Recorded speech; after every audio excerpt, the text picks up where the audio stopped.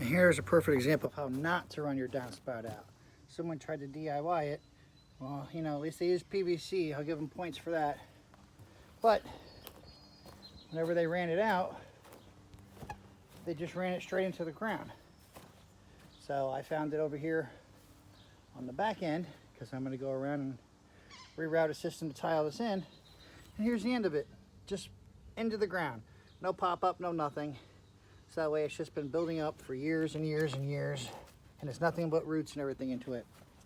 While PVC is better than the corrugated stuff, if you do not install it well and you do not maintain it, it will end up messing up just like everything else. So do it right the first time and maintain your systems yearly.